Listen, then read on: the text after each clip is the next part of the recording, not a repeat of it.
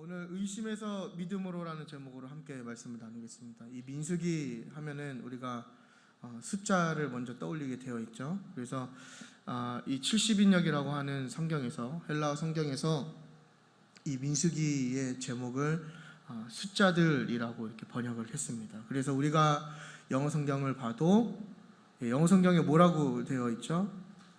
그렇게 되어 있습니다. 나중에 찾아보시면 아실 거예요. 영어 성경도 숫자들이라고 되어 있습니다. 다 이제 70인역의 성경 번역본을 따라서 우리가 번역을 해왔기 때문에 그래서 우리가 민수기 생각하면 뭔가 이 숫자에 대한 관점이 굉장히 많이 있지만 이 원래 히브리인들이 보는 모세 오경이죠. 히브리어 성경의 제목은 광야에서입니다. 광야에서. 그러니까 미드바르라고 하는 광야에서의 이야기가 바로 이 민수기의 전체적인 스토리의 핵심입니다. 그래서 사실 우리가 숫자가 초반에 많이 나오기 때문에 이게 뭘 의미하는가 이렇게 거기에 집중할 수도 있지만 가장 중요한 것은 뭐냐면 이 민수기 한 권에서 광야의 생활을 한 38년의 시간이 그대로 들어있다라는 거예요. 그러니까 우리는 대부분 출애굽을 스타트로 해서 그냥 막연하게 40년 돌았다 이렇게 우리가 생각할 수 있지만 그 출애굽 이후에 이제 2년을 빼놓고는 38년의 스토리를 다루고 있는 게 바로 이 민수기 한 권의 모든 내용입니다. 그래서 이 민수기를 잘 읽으시면 모세 오경의 전반적인 모든 스토리를 다시 이해할 수 있게 되시고 또 이 모세 오경을 잘 읽으시면 성경 전체의 스토리와 해석하시는데 굉장한 도움이 되실 거라고 생각을 합니다. 오늘 말씀 본문은 44절에서 46절이지만 사실 우리가 함께 볼 말씀은 1절부터 44절까지 함께 봐야 합니다. 우리가 하나님을 따르는 삶을 살 때 솔직한 우리의 마음 가운데에는 솔직하게 그런 마음이 있지 않습니까? 뭔가 젖과 꿀이 흐르는 땅으로 하나님께서 나를 인도하실 것이라는 기대가 굉장히 많이 있습니다. 그래서 솔직하게 얘기하면 우리가 그런 어떤 축복이나 좋은 것들을 하나님 믿으면서 기대하지, 하나님 믿으면서 어느 누구도 뭔가 내 고생길이 열리길 원한다, 아니면 내가 뭔가 좀 망하길 원한다, 내가 정말 광야 같은 삶을 살길 원한다라고 생각하지 않는다는 거예요.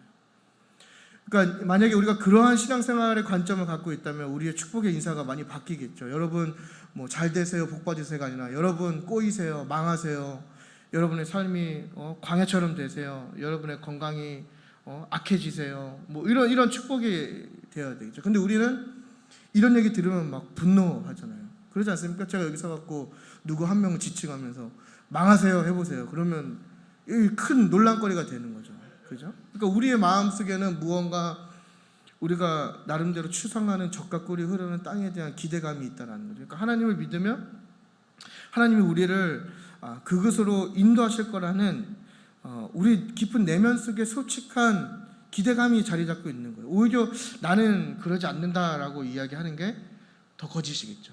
대부분은 뭔가 잘 됐으면 좋겠다, 그죠? 나와 연관된 우리 가정이나 사업이나 관계나 직장이나 그런 거 있지 않습니까? 모든 게 다 잘 되길 바란다는 거죠.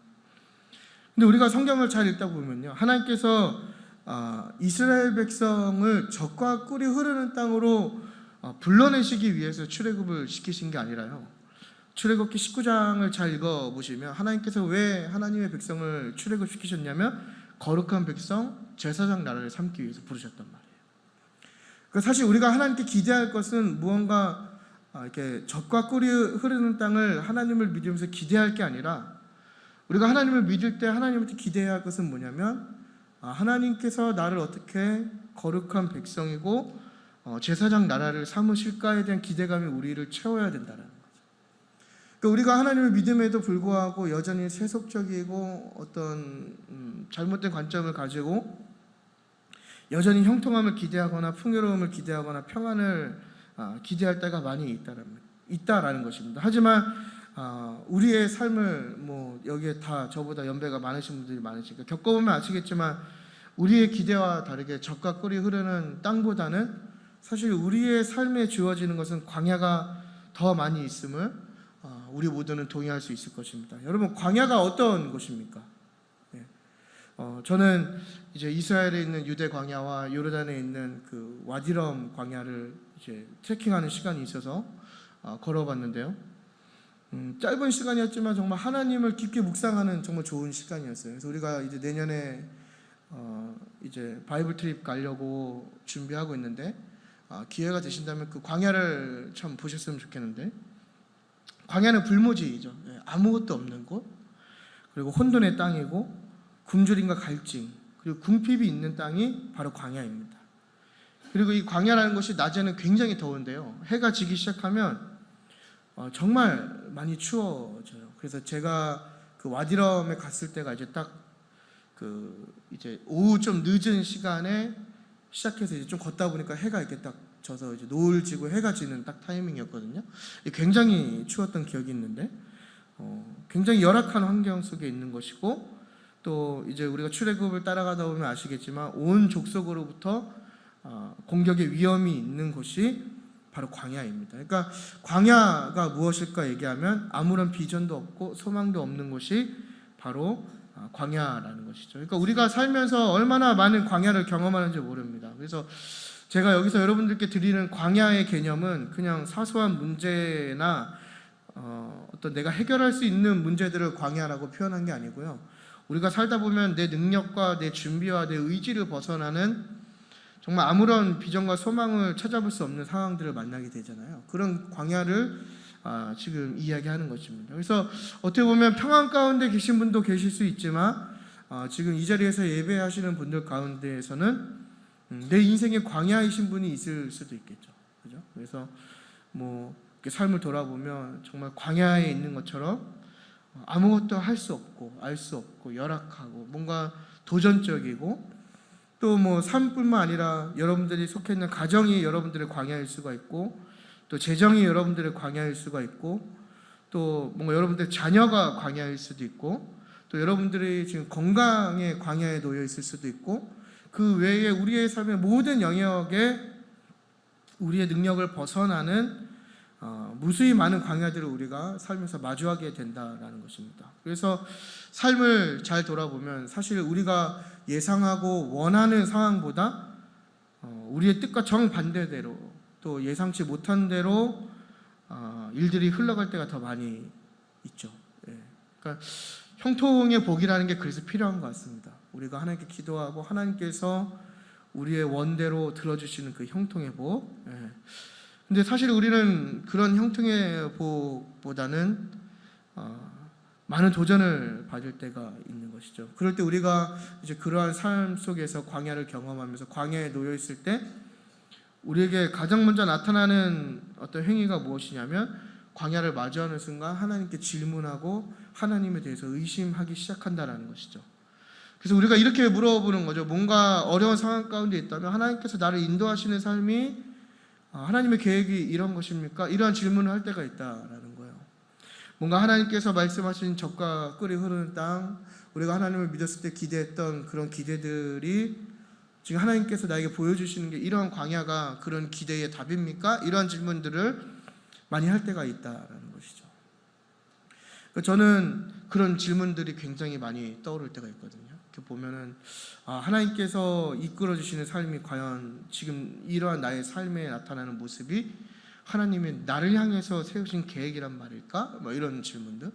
너무나 괴로움 속에 있다 보면 우리가 그러한 질문을 할 때가 있죠. 그러니까 본문에 등장하는 오늘 이제 출애굽 이후에 광야의 이제 본격적인 진군을 앞둔 이스라엘의 상황이 우리의 삶과 많이 비슷하다라는 것입니다. 그래서 하나님을 따라서 하나님께서 이제 애굽에서 물론 종살이를 하고 있었지만 그곳에 있던 하나님의 백성을 부르시죠. 그래서 약 400년의 노예 생활을 마치게 되고, 그리고 출애굽을 하였더니 그들 앞에 이제 보인 게 무엇이었냐면 그들이 기대했던 가나안 땅이죠. 젖과 꿀이 흐르는 좋은 땅이 아니라 그런 소망의 땅이 아니라 광야가 그들 앞에 있었다라는 것입니다. 그러니까 이게 우리가 굉장히 좀 주목해 볼 필요가 있는 것이죠. 하나님께서 인도하시는 게 늘 우리를 어떤 그런 풍족함이나 우리의 기대에 부응하지 않는다. 때로는 하나님의 인도하심이 그 결과가 광야일 수 있다. 우리가 이 광야에 대한 깊은 묵상이 필요한 것 같습니다. 그러니까 뭐 애굽이 굉장히 화려하고 풍요로운 곳이죠. 이제 그곳에서 물론 종살이를 했지만 뭐 정확히 따지고 보면 모세가 나타나기 이전까지는 종이었지만 핍박을 받는 종은 아니었잖아요. 근데 이제 하나님을 예배한다고 이야기하는 순간부터 이제 바로가 이스라엘 백성을 굉장히 심하게 핍박하게 되는데, 그 전까지의 삶은 그냥 그럭저럭 뭐 평안한 나름대로의 삶을 살았다는 겁니다. 뭔가 문제도 없고 근심도 없고 그냥 육체적인 피곤함과 육체적인 노동만 좀 하면 그래도 굶어 죽지는 않을 만큼의 삶을 살았던 이스라엘 백성인데, 하나님께서 부르셔서 하나님을 믿고 정말 대단한 기적인 홍해를 건너서 나왔더니 하나님께서 보여주신 게 무엇이었냐면 바로 광야라는 것입니다. 광야. 그러니까 이게 얼마든지 우리의 삶에 주어질 수 있는 답이라는 것을 여러분 우리가 명심했으면 좋겠습니다. 하나님께서 얼마든지 우리의 삶 가운데 광야를 허락하실 수 있는 거예요. 그러니까 우리의 신앙이 자꾸 연약해지는 이유가 무엇이냐면 뭐 제 믿음이 좋다라는 게 아닙니다. 어떻게 보면 제가 제일 의심이 많은 사람일 수 있어요, 여기서. 근데 아무튼 충분히 하나님이 우리를 광야로 인도하시거든요. 그 가운데에서 우리를 더 깊게 만나시기 위해서, 우리를 더 잘 인도하시기 위해서. 그러니까 이스라엘의 마음이 굉장히 좀 심란했을 것 같아요. 여러분 그러지 않습니까? 뭔가 요거만 넘어서면 그래 하나님이 인도하시는 그 땅이 나를 두 팔 벌려 환영할 거다라는 기대감이 굉장히 있고 희망이 있고 즐거운 소식이 있었을 거 아니에요? 근데 막상 출애굽을 해보니까 하나님께서 우리에게 보여주신 게 뭐냐면 광야라는 거예요. 광야. 굉장히 절망적이죠. 굉장히 절망적이고 두렵고 허무하고, 그러니까 이스라엘 백성이 하나님을 의심하기 시작하는 거예요. 과연 이게 하나님의 인도하심입니까? 이게 하나님이 내가 잘 살고 있었던, 나름 평안하게 살고 있었던 애굽으로부터 부르신 이유가, 그 결과가 이 광야였습니까? 이렇게 의심하고 하나님께 질문하게 되는 것이죠. 그러니까 이러한 상황 속에서 이제 하나님께서 이스라엘 백성에게 무엇을 명령하시냐면 바로 오늘 본문이 이제 등장하게 되는 겁니다. 그래서 이 시내산에서 본격적인 광야의 진군을 앞두고 이스라엘 백성에 대한 지파별로 계수를 하라는 말씀이 이게 오늘 본문의 시작이자 민수기의 시작인 것입니다. 그래서 우리가 1절을 볼 텐데요. 성경이 없으신 분들은 제가 읽어드리겠습니다. PPT도 없을 거예요. 근데 아무튼 이스라엘 자손이 애굽 땅에서 나온 후 둘째 해 둘째 달 첫째 날에 여호와께서 시내 광야 회막에서 모세에게 말씀하여 이르시되, 이렇게 지금 되어 있거든요. 나왔습니다. 예. 그럼 잘 여러분 우리가 이 말씀을 볼게요. 애굽 땅에서 나온 후에 둘째 해 둘째 달 첫째 날이죠. 그러니까 이게 옛날 고대 근동 사람들은 음력으로 모든 걸 계산했거든요. 그래서 성경 읽으시다 보면 한글로 된 월들 있잖아요. 뭐 지금 갑자기 떠오른 게 뭐 니산월 막 이런 거 잘 있을 거, 이게 다 음력의 이야기입니다. 음력의 날짜예요.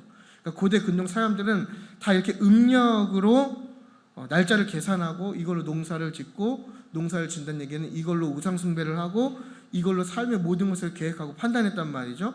근데 하나님께서 이스라엘 백성을 부르신 이후에 가장 먼저 무엇을 하시냐면 이 음력의 시간을 깨트려 버리시는 거예요. 그러면서 종교력을 주시는 거죠. 그래서 하나님께서 이제 무엇을 말씀하시는 거냐면 결국에 오늘부터가 1월 1일이다 이렇게 말씀하시는 거예요. 그러니까 출애굽을 한 그 순간부터가 이제 너희에게는 1월 1일이야. 지금 이걸 지금 명령하신 거거든요. 그러니까 그 시간으로부터 둘째 해란 얘기는 뭐냐면 이제 그 다음 해가 된 거죠. 그러니까 약 13개월이 되었다라는 거예요. 그러니까 13개월 동안 그 성막이 이제 완성되고 그 시내산에서 머무르면서 뭔가 하나님과 교제도 있었을 것이고 불평도 있을, 삶이 있었겠죠. 아무튼 근데 하나님께서 이 새로운 백성 이스라엘을 부르시고 새로운 시간을 부여하시고 이제 새로운 정체성을 부여하시는 거예요. 그러니까 너희가 이전의 삶이 아니라 내가 부여한 시간, 그죠? 그러니까 내가 계획한 대로 사는 거야. 그러니까 여러분, 하나님의 사람들은요, 하나님의 시간대에 사는 겁니다. 네, 여러분 이거 꼭 기억하셔야 돼요. 그러니까 세상이 무엇을 얘기하고 무엇을 우리에게 주장하더라도 그것은 어떻게 보면 세상이 이야기하는 시간인 거죠. 그러니까 우리는 하나님이 우리에게 부여하신 하나님의 시간을 의지하면서 사는 거예요. 그러니까 하나님이 그걸 먼저 말씀하신 이후에 이제 모세에게 20살 이상의 인구 조사를 하라고 말씀하십니다. 근데 이제 2절을 보면 계수할지니 3절에 계수하되 이런 표현이 있거든요. 그러니까 이거는 어떤 의미를 갖고 있냐면 그냥 대충 정렬하고 이렇게 세 이런 개념이 아니라 굉장히 꼼꼼하게 이걸 조사하라는 의미를 갖고 있습니다. 그러니까 인구 조사를 철저히 해라. 그래서 4절을 가게 되면 하나님께서 이제 지파별로 리더를 먼저 세우시고, 그러면서 이제 5절부터 15절까지 이제 그 각 지파의 리더들이 세워지지 않습니까? 쭉쭉쭉 세워지는 거예요. 그러면서 이제 19절을 가면 이제 지파별로 몇 명이 있는지를 셈을 되는 것이죠. 그래서 그런 셈들이 끝나는 게 바로 43절까지의 스토리입니다. 그래서 모든 수를 합한 결과가 이제 20세 이상의 인구가 몇 명이면 우리 몇 명일까요? 다 같이 읽어볼까요? 44절에 나오죠? 46절이죠? 네, 시작. 60만 3천 아무튼 그렇답니다. 아무튼 60만 3,555명. 예. 예? 본문을 잘못 적었어요. 숫자를 정하는 게 아니었는데 아무튼 대충 60만 명 이렇게 얘기할게요. 대충 60만 명. 그러니까 20세 이상의 남성의 수가 약 60만 명이 이제 토탈로 나왔다 이 얘기예요 지금. 근데 이제 당시 이스라엘의 어떤 가구의 문화를 따져보면 이제 이스라엘의 전체 인구가 적게는 200만 명, 많으면 이제 300만 명으로 우리가 추측해 볼 수 있거든요.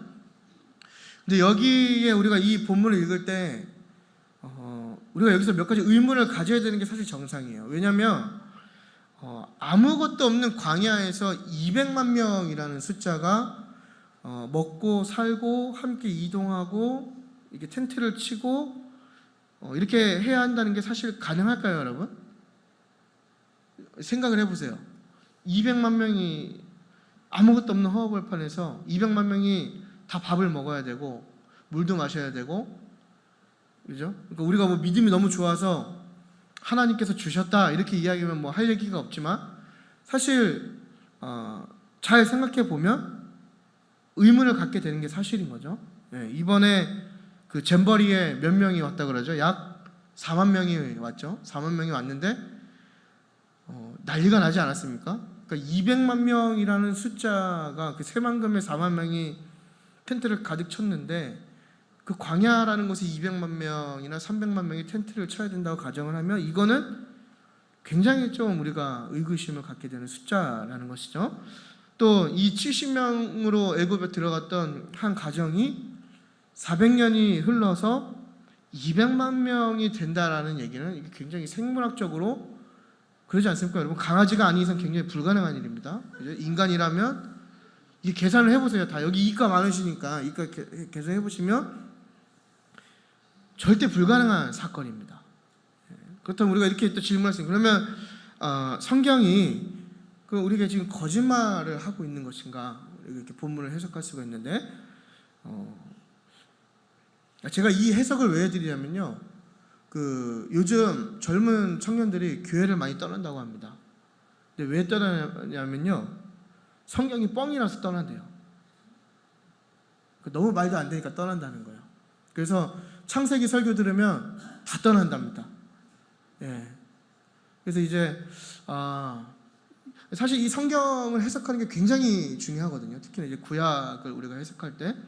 그래서 혹시나 우리 교회에서도 또 괜히 200만 명을 대충 설명하면 시험 들어서 떠날 청년이 있을까봐 제가 지금 해석을 해드리는 거예요. 예. 아무튼 이 200만 명에 대한 해석에 세 가지 의견이 있습니다. 이제 첫 번째는 문서 편집을 주장하는 거예요. 이건 이제 좀 신학적인 의견인데 이제 후대의 사람들이 문서를 짜집게 했다. 결론을 지어낸 얘기다. 뭐 이렇게 우리가 쉽게 이해하면 될 것 같아요. 중요하지 않은 내용입니다. 그리고 은유적인 숫자이다. 그러니까 200만 명이라는 게 진짜 실제 숫자가 아니라 어떤 의미를 갖고 있는 내포하는 숫자이다. 뭐 이렇게 해석을 하기도 합니다. 근데 여러분 본문 집에 가셔서 다 더해 보시면 정확히 60만 3,550명 나옵니다. 12시 발 다 더해 보시면요. 굉장히 성경이 정확하다는 것을 우리가 알 수 있는데 이 마지막 해석 방법이 뭐냐면요. 이게 히브리어의 역사와 특징과 또 고대 근동의 숫자의 개념을 활용해서 해석하는 방법인데 근데 이 히브리어가 굉장히 비슷한 단어들이 많아요. 그러니까 내포되어 있는 의미들이 많거든요. 그래서 여러분들도 단어 잘 외우시는 분들은 히브리어 단어 한 400개만 외우시면 성경을 원어로 다 해석이 가능하십니다. 그러니까 많은 단어가 어휘가 필요하지 않거든요. 근데 이제 거기에 중복되는 의미가 있어요. 그래서 아무튼 뭐 그런 의미가 있어서 이 받침을 어떤 걸로 해석하느냐에 따라서 이게 1000명의 단위가 될 수도 있고 소대의 단위가 될 수, 군대로 얘기하면 이제 소대의 분대의 단위가 될 수도 있습니다. 제가 지금 이 얘기를 왜 하고 있는지 모르겠지만 아무튼 그래서 그렇게 히브리어의 역사를 가지고 이 200만 명을 해석하고 당시 고대 근동은 우리는 지금 십진법을 사용하지 않습니까? 근데 당시 고대 근동은 60진법을 사용합니다. 그래서 이 두 가지의 근거로 이 200만 명을 해석했을 때 굉장히 정확한 답이 될 수 있고 나중에 궁금하신 분들은 제게 찾아오세요. 제가 처음부터 끝까지 잘 설명을 해드릴게요. 아무튼 뭐 여하튼 이런 내용입니다. 그래서 결국에는 이제 실제 인구가 몇 명으로 예상되냐면 이 20살 이상의 인구를 약 5,500명 정도로 예상을 합니다. 그러면 이스라엘 백성이 당시 몇 명이 되겠죠? 약 2만 명 정도가 되는 거죠.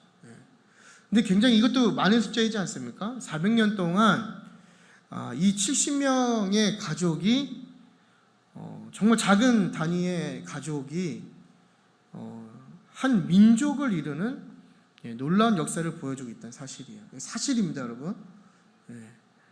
제가 이걸 해석해드리는 이유는 사실을 이해하기 위해서 지금 해석하는 거예요.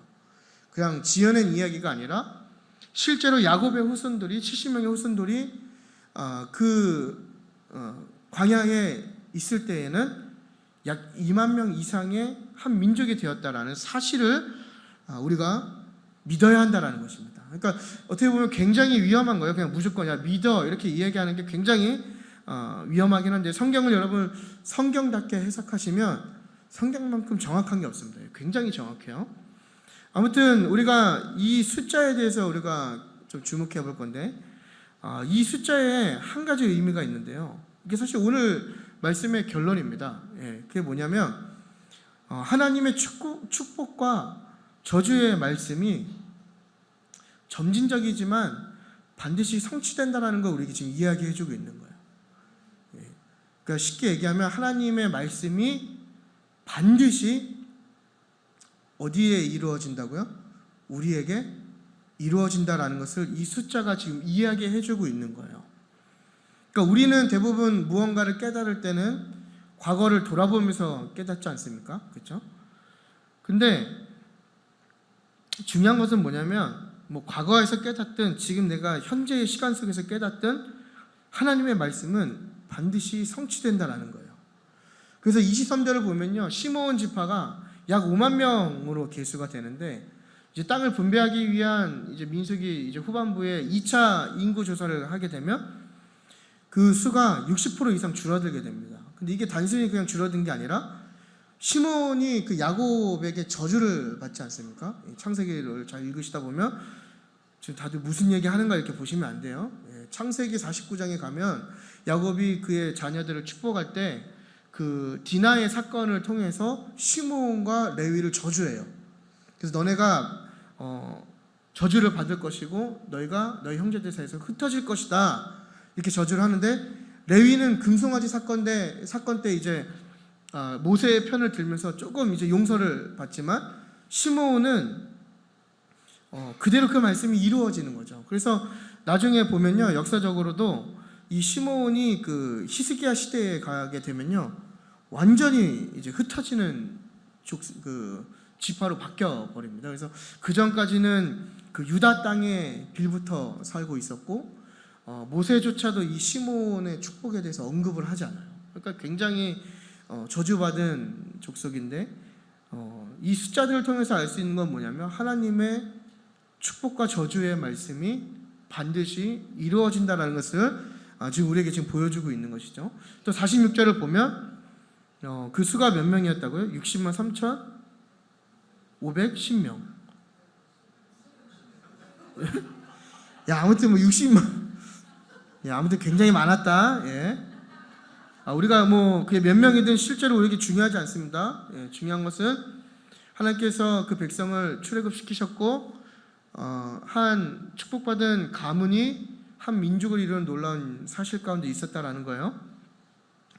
중요한 것은 뭐냐면, 여러분 이 숫자를 볼 때 저는요, 뭐가 떠올랐냐면 아브라함의 언약이 떠올랐습니다.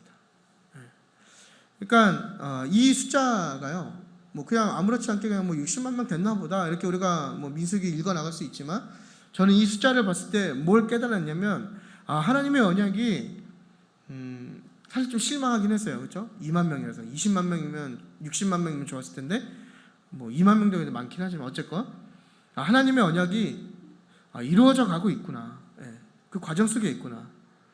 그 아브라함에게 하셨던 그 언약, 그렇죠? 창세기 12장에 있는 너로 큰 민족을 이루시겠다고 하는 그 하나님의 약속이 이루어지고 있는 그 근거가 바로 이 숫자라고 저는 생각하거든요.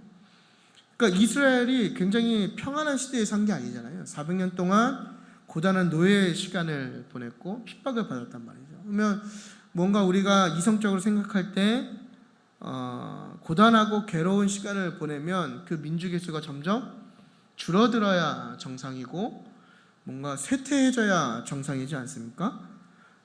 그래서 굉장히 이스라엘 입장에서 보면 그 노예의 생활이 평안할 수도 있었지만 한편으로는 굉장히 뭐 버거웠을 수도 있을 것 같아요. 그러면서 뭐 평안해서 잃어버렸든 괴로워서 잃어버렸든 하나님이 자기의 조상 아브라함에게 하셨던 그 언약을 잃어버렸겠죠. 그래서 아마 그 삶에 익숙해지면서 그냥 나는 이렇게 살다가 우리 이스라엘은 이렇게 그냥 평생 애굽의 노예로 살다가 끝나는구나 이렇게 생각할 수 있었을 텐데, 중요한 것은 뭐냐면 하나님께서 애굽에서 그들을 불러낸 이후에 이 전체의 인원을 파악하신 그 숫자를 통하여서 이스라엘에게 백성하시는 것, 말씀하시는 건 뭐냐면 나의 약속이 끝나지 않았다라는 거 지금 말씀하고 계시다라는 거예요.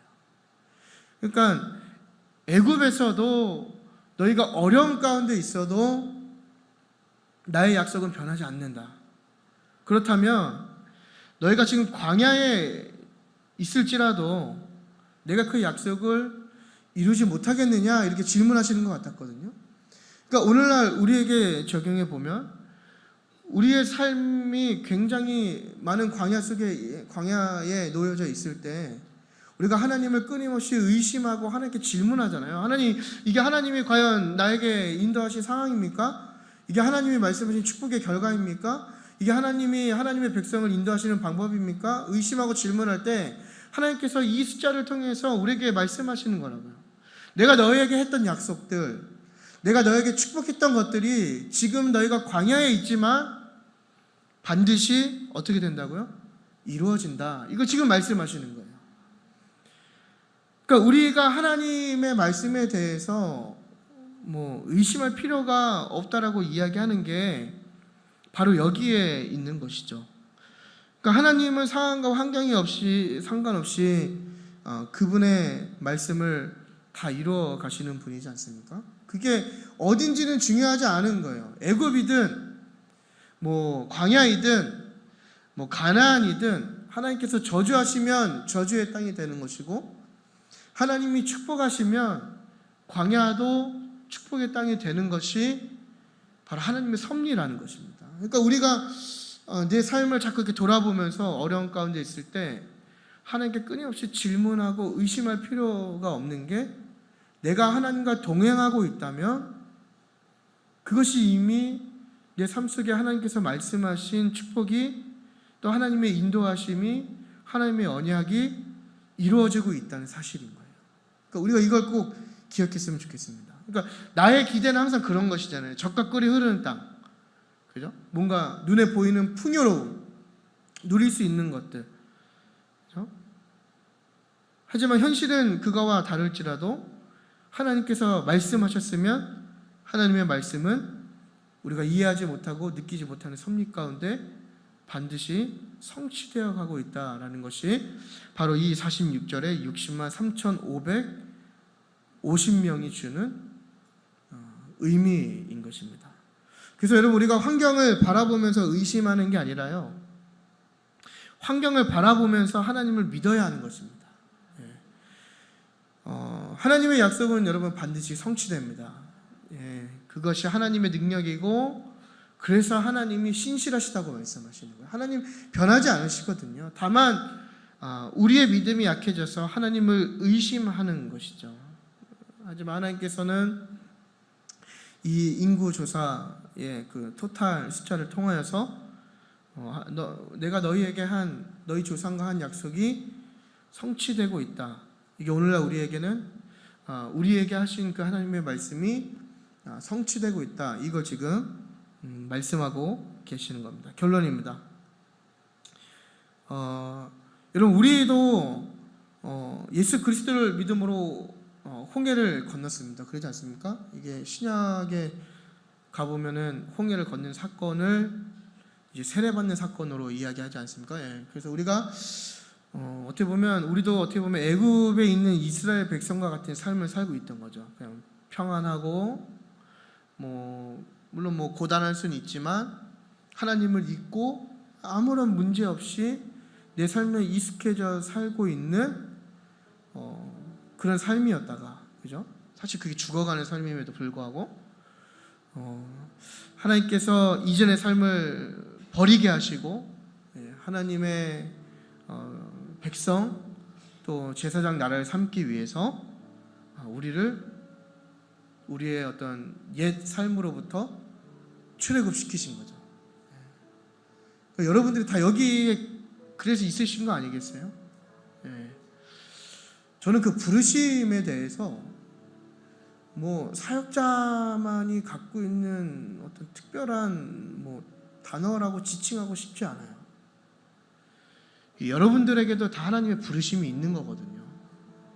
이 얘기는 뭐냐면 하나님께서 이스라엘 백성을 출애굽시키셔서 거룩한 나라와 제사장, 그렇죠? 거룩한 백성과 제사장 나라 삼으시려고 하는 그 하나님의 계획이 있으신 것처럼 하나님께서 이전의 삶으로부터 여러분들을 끄집어내셨을 때는 여러분들을 향한 하나님의 분명한 계획과 소명이 있으시다는 거예요.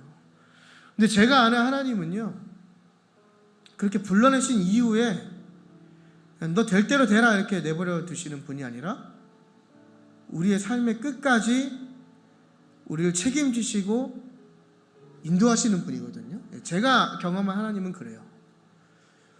그래서 우리의 삶이 출애굽한 이후에 광야에 있을지라도 우리가 의심하지 않고 더 하나님을 신뢰할 수 있는 이유는 뭐냐면 바로 이 민수기의 숫자처럼 하나님의 약속은 현재 진행형이라는 겁니다.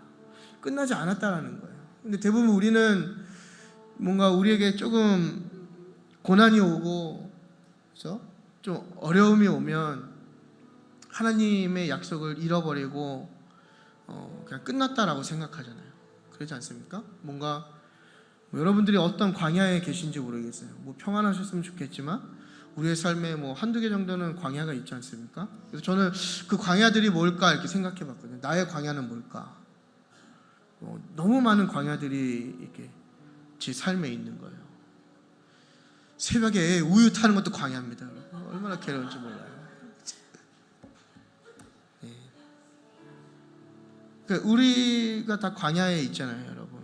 어떤 분들은 재정의 광야, 어떤 분들은 근심의 광야, 어떤 분들은 건강의 광야, 또 어떤 분들은 가정의 광야, 또 그 외에 여러 가지 우리를 힘들게 하고 절망하게 하고 정말 무기력하게 만들고 허무하게 만들고 괴롭게 만들고 포기하고 싶게 만드는 광야가 우리의 삶의 구석구석 있다는 말이죠. 근데 여전히 우리의 삶이 광야임에도 불구하고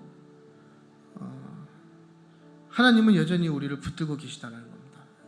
결론 오늘 메시지의 핵심은 그거예요. 그러니까 오늘 46절에 60만 3,550명의 이 숫자가 우리에게 지금 이야기하는 건 뭐냐면 여러분들의 삶을 여러분의 상황과 환경과 관계없이 하나님께서 붙들고 인도하고 계신다.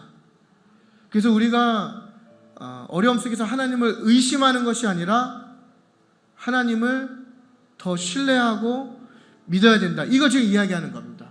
그러니까 이제 광야 진군이 시작되거든요. 이제 이 인구의 계수 이후에 이제 10장까지 그 진영을 이렇게 잘 하나님께서 정결하게 하신 이후에 이스라엘을 데리고 이제 광야 진군을 시작하시는 거예요. 그러니까 우리가 어떻게 보면 죽는 그날까지 계속 광야에서 있을 수도 있습니다. 마치 출애굽 1세대들처럼. 그럼에도 우리가 참 감사한 것은 뭐냐면 하나님이 우리와 함께 하신다. 어려움 속에서도 또 내 괴로움 속에서도 하나님이 우리와 함께 하신다. 이거를 오늘 본문이 우리에게 이야기하는 것 같습니다. 여러분 우리의 믿음 가운데 의심이 쌓일 때 뭐 다들 이렇게 신실하셔갖고 잘 모르겠지만 저는 이름을 잘못 진 것 같아요. 성경을 공부할수록 요한이 아니고 도마라고 졌어야 되는데 노도마. 예수님의 십자가 자국을 보여주십시오. 그래서 노도마 이렇게 졌어야 되는데 그죠? 성경을 의심하는 게 아니고요. 그냥 이렇게 제 믿음을 많이 의심하거든요. 저는 네 믿음이 있나 이게 그죠? 뭐 부끄러운 고백일 수 있지만 좀만 어려우면 하나님 어디 계시나이까. 그죠? 주님 이게 하나님이 나에게 말씀하신 인생입니까? 그리고 또 공부하다 보면 주님 이것이 정녕 하나님이 원하시는 삶입니까? 그래서 이제 제가 이름을 노도마로 바꿔야 되나? 노도마. 아무튼 여러분 하나님 신뢰하십시오. 우리가 이 숫자를 기억하시면서 하나님의 약속이 여전히 내 삶 가운데 이루어지고 있다. 그래서 우리가 좌절하지 않는 이유가 여기에 있는 것 같습니다. 그래서 여러분 많은 도전들이 여러분의 삶 가운데 이렇게 있으시고 또 가끔 이렇게 여러분들 이렇게 기도하시는 모습을 보면 얼마나 같이 마음 아픈지 몰라요. 어떤 광야가 있길래 이렇게 하나님 앞에 울부짖을까? 여러분 잘 생각해 보면 광야가 하나님을 만나는 가장 좋은 장소.